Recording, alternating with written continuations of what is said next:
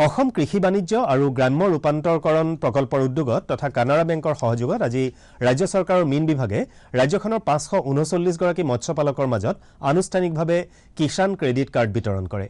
এই উপলক্ষে গুৱাহাটীত থকা ফিছপেডৰ পৰিচালন সঞ্চালকৰ কাৰ্যালয়ত আয়োজিত এটা অনুষ্ঠানত মীন মন্ত্ৰী পৰিমল শুক্লবৈদ্য আৰু কানাড়া বেংকৰ সহকাৰী মহাপ্ৰবন্ধক কুণাল কিশোৰে মৎস্যপালকক এই কাৰ্ডসমূহ প্ৰদান কৰে। অনুষ্ঠানত ভাষণ দি মন্ত্ৰী শুক্লবৈদ্যই মৎস্যপালন ভাৰতীয় সংস্কৃতিৰ অবিচ্ছেদ্য অংগ বুলি উল্লেখ কৰাৰ লগতে কিষাণ ক্ৰেডিট কাৰ্ডে মৎস্যপালনত জড়িত লোকসকলক আৰ্থিকভাৱে সবল কৰিব বুলি আশা প্ৰকাশ কৰে।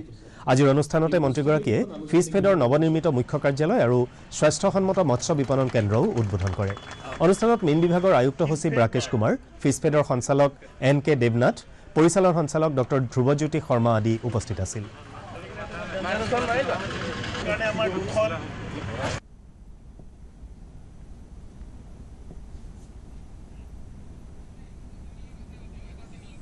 সরকার আহার পাছতে মাননীয় মুখ্যমন্ত্রীর নির্দেশত 18 ইংরেজিত এই ফিছফেডখন আমার ফিশারির লগতে আহিলে।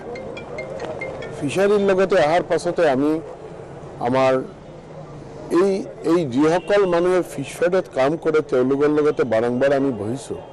বহি আমি এটা বস্তু লক্ষ্য কৰিলোঁ যে ফিছফেডৰ যি অৱস্থান আছিল তেতিয়া দিনত বিফোৰ 18 আমাৰ যিসকল ফিছফেডত থকা যিসকল কৰ্মচাৰী আছে তেওঁলোকে দৰমহা দিয়াৰ ব্যৱস্থাত নাছিল।